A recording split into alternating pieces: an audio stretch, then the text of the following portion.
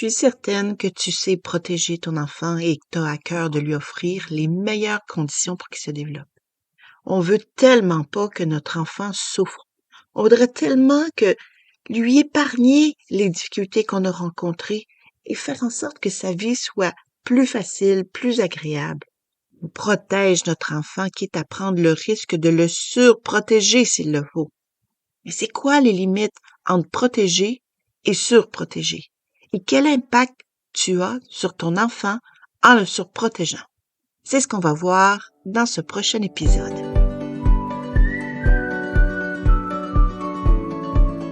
La famille, tout simplement. Le podcast pour les parents de jeunes enfants.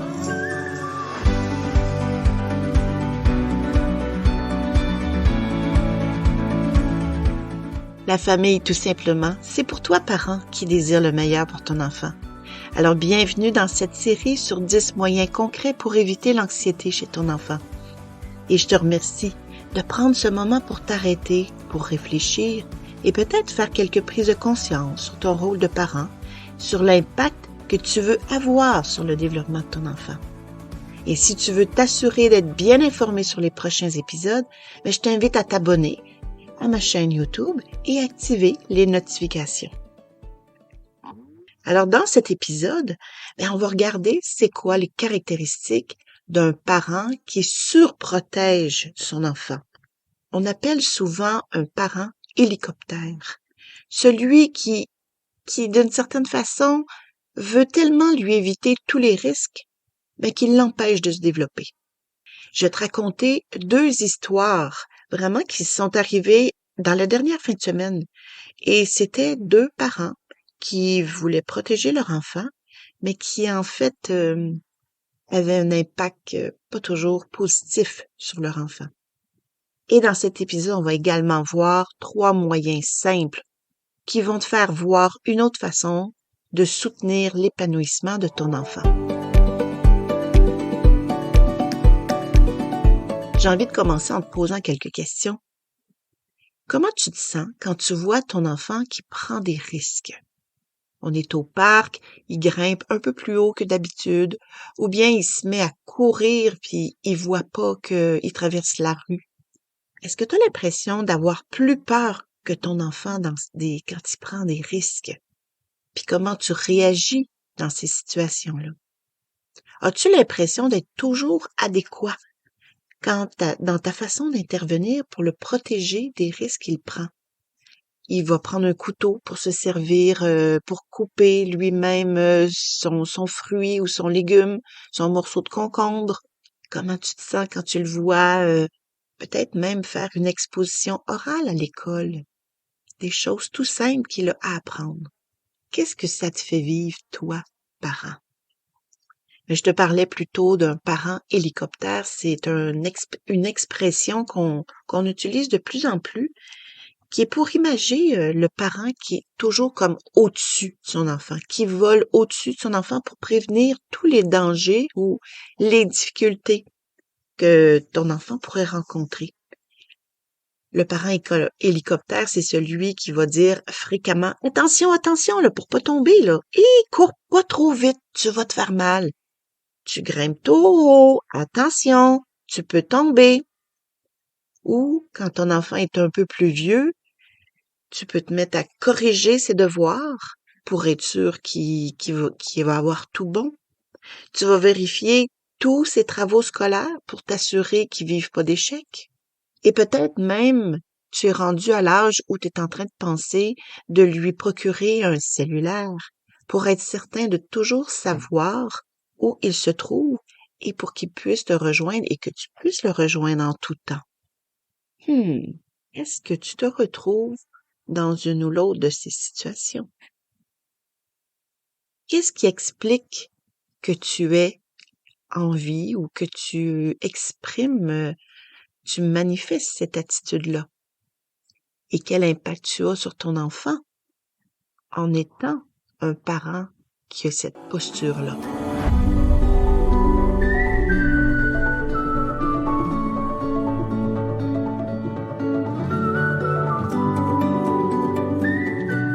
parent qui est surprotecteur, qu'on appelle aussi le parent hélicoptère, c'est clair qu'il veut le bien de son enfant.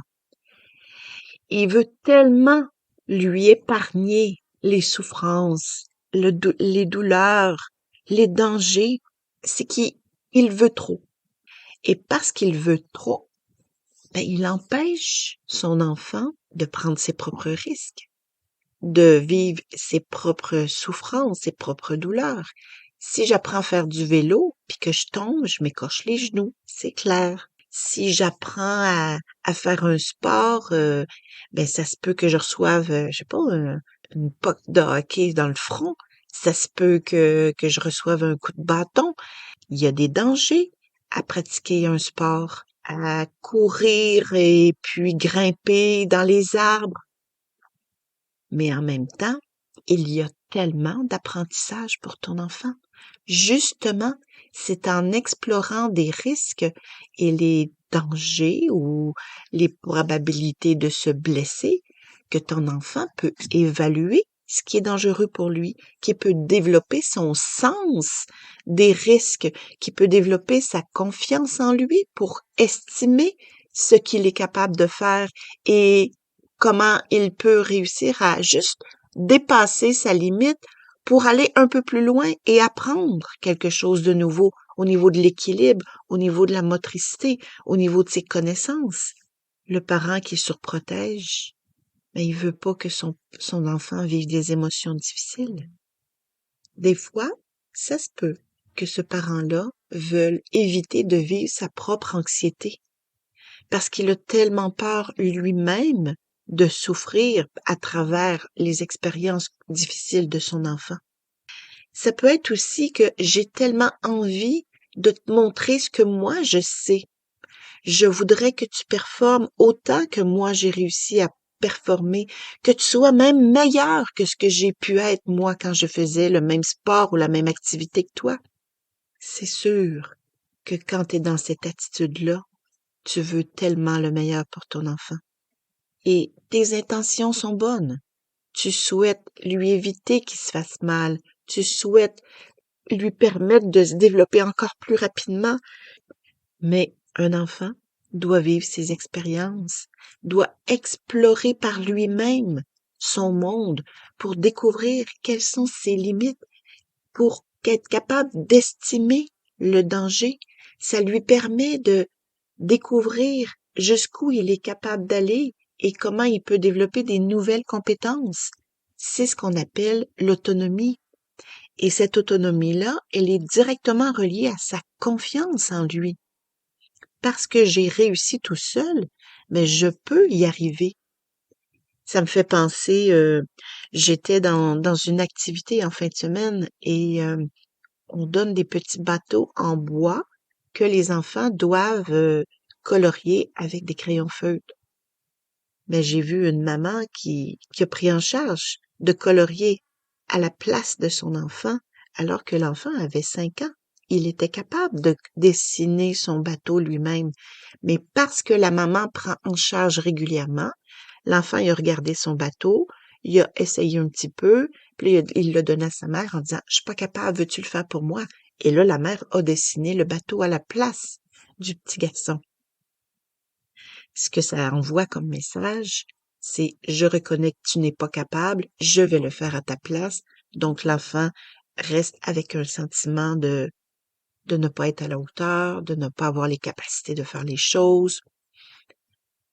Éviter également de faire prendre des risques à ton enfant ou de le prendre en charge dans des situations où il rencontre des difficultés, c'est que tu l'empêches de vivre ses émotions plus difficiles, tu l'empêches d'apprendre à rencontrer la frustration, de vivre un échec, tu l'empêches de rencontrer la colère, la tristesse, la déception de ne pas réussir du premier coup et tu l'empêches de développer sa persévérance.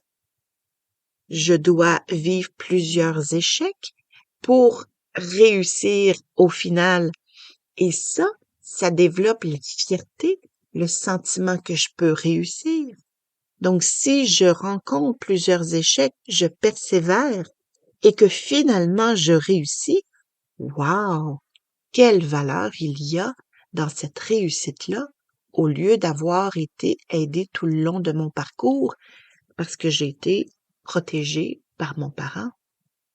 Quand tu surprotèges ton enfant, un autre message que ton enfant peut comprendre, c'est qu'il est dans un monde rempli de dangers et que c'est très insécurisant de vivre dans ce monde. Alors, au lieu de sentir que j'ai toutes les ressources en dedans de moi pour faire face aux difficultés que je vais rencontrer dans la vie, je suis remplie d'insécurité et je fais pas confiance. Je fais pas confiance que j'ai les ressources en dedans de moi. Je fais pas confiance que le monde dans lequel je grandis est sécuritaire pour moi. Alors, j'ai peur de l'affronter tout seul.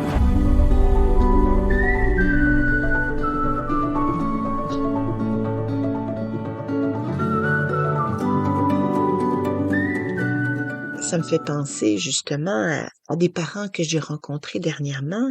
Il y a entre autres la situation d'Éric, qui a un petit garçon de 7 ans qui fait du karaté. Parce que Éric a fait du karaté quand il était plus jeune.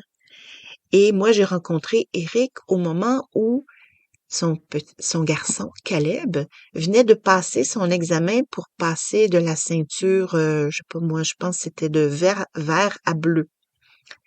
Éric, là, il se pouvait plus, là. Il était dans toutes ses émotions parce qu'il ne pouvait pas savoir si son fils avait réussi. Et là, je sentais toute la pression qu'il vivait par rapport à la réussite ou non de l'examen de son fils au karaté.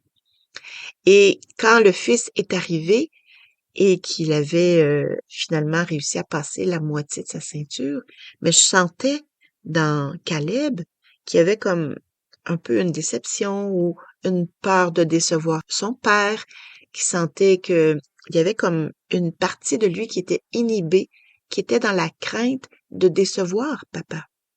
Une autre situation que j'ai vue dernièrement, c'est la petite Charlotte. Elle a 6 ans. Elle est en train d'apprendre à écrire à l'école. Elle fait des histoires extraordinaires. Elle a un imaginaire débordant. Et ces histoires, comme elle est en première année, elle écrit quelques mots et elle dessine très bien. Donc, elle écrit des phrases simples. Sa maman, pour pouvoir l'aider, corrige toutes les fautes et tous les mots pour qu'ils aient le bon orthographe tout de suite. Là, Charlotte, elle voit comment sa mère lui corrige ce mot-là, et le deuxième, et le troisième. Finalement, elle ressort avec la sensation que, finalement, son histoire est pas bonne, parce sa mère corrige tous ses mots. Fait qu'au bout du compte, Charlotte ne veut plus écrire d'histoire. Elle déchire son cahier, puis elle ne veut plus rien savoir. Fait que, quel est le rôle du parent dans ces différentes situations? C'est quoi la posture à prendre pour réellement aider son enfant à développer sa confiance en lui, à vivre un sentiment de réussite? Dans ces deux situations-là, le parent veut aider. Le parent veut la réussite de son enfant. Mais de l'extérieur, j'avais le sentiment que le parent oublie qu'il a 6 ans, qu'il a 7 ans, qu'il a 5 ans et qu'il a à vivre son niveau de réussite qui correspond à son âge.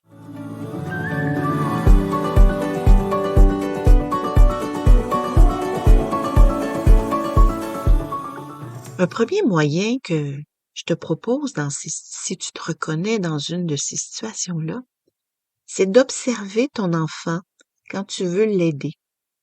Est-ce que la façon que tu l'aides l'amène à vivre du découragement?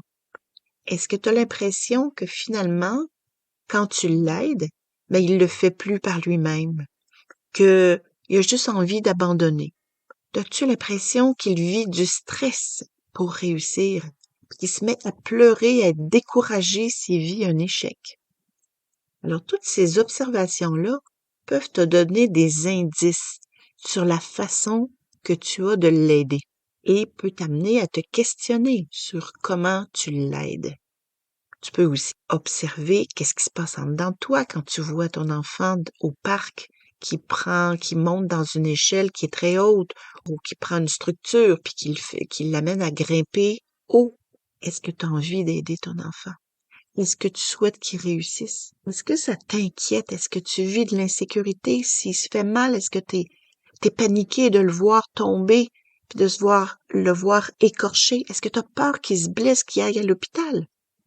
Juste prendre conscience de qu'est-ce que ça te fait vivre quand tu vois ton enfant prendre des risques. Alors, le protéger sans le surprotéger, c'est de lui montrer comment on fait les choses et après tu le laisses faire. Et s'il ne réussit pas du premier coup, tu l'encourages à poursuivre et à continuer une deuxième fois et une troisième fois. Et t'attends qu'il te demande de l'aide. Tu veux juste être présente pour observer sa progression. Puis après ça, tu le laisses aller. Tu le laisses expérimenter pour qu'il apprenne par lui-même. Tu lui donnes le droit de faire des dégâts, de ramasser son dégât. Supposons qu'il choisit là, de couper par lui-même sa banane pour déjeuner. Ça se peut qu'il n'arrive pas à enlever la pleure puis que ça soit tout un gâchis. OK, parfait, on va le ramasser. Si c'est chicané avec un ami, tu l'encourages à trouver des solutions. Comment on peut faire? Comment on peut aller parler avec son ami? Tu peux l'accompagner dans les risques qu'il prend pour qu'il puisse réfléchir et estimer. S'il a réussi à monter dans une structure au parc et que là, il a peur de descendre, mais tu peux juste comme le guider pour qu'il fasse face à sa peur. Tu es présente, tu es présent quand il relève des défis, mais tu ne le fais pas à sa place. C'est ça qui est super important. Tu fais juste lui refléter que tu lui fais confiance. Tu lui dis qu'il est capable, qu'il va réussir, mais tu ne le fais pas à sa place. Et toi-même, t'as à cultiver la confiance qu'il est capable de réussir les défis. Ça peut être un défi comme on va marcher en montagne, puis là, il est fatigué, puis il veut que tu le prennes dans ses bras. Mais non, vas-y, t'es capable de marcher encore un peu plus. Donc, de l'amener à se dépasser, à vivre des dépassements. Et si tu observes que toi-même, tu vis beaucoup de peur par rapport aux défis que ton enfant rencontre, par rapport aux risques qu'il prend, mais tu peux en parler avec des proches. Tu peux discuter avec des amis autour de toi. Observer les autres enfants. Qu'est-ce qu'ils sont capables de faire? Est-ce que mon enfant, je trouve qu'il progresse de façon assez semblable avec les autres, ou il a tendance à être plus peureux, ou bien je vois qu'il prend des initiatives que les autres enfants ne prennent pas. Mais déjà, ça peut te donner des indications, d'en parler avec son éducatrice ou avec son enseignante. Ça peut être des façons aussi d'estimer à quel point ton enfant prend des risques ou relève des défis pour se déployer.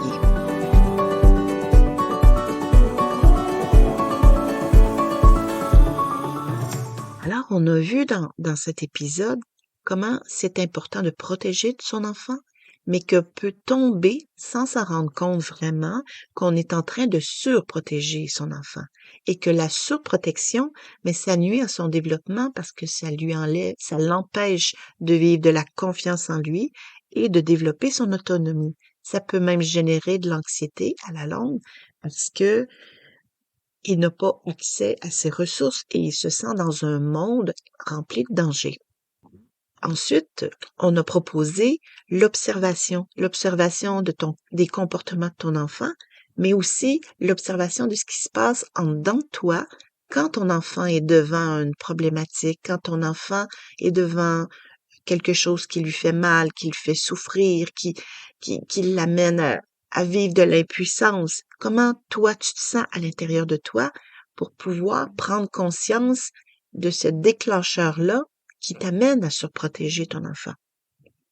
Si tu t'es reconnu dans ce parent qui surprotège son enfant, je t'invite à juste laisser un commentaire pour me dire en quoi tu te reconnais comme parent surprotecteur et qu'est-ce que tu as envie d'explorer comme ressource.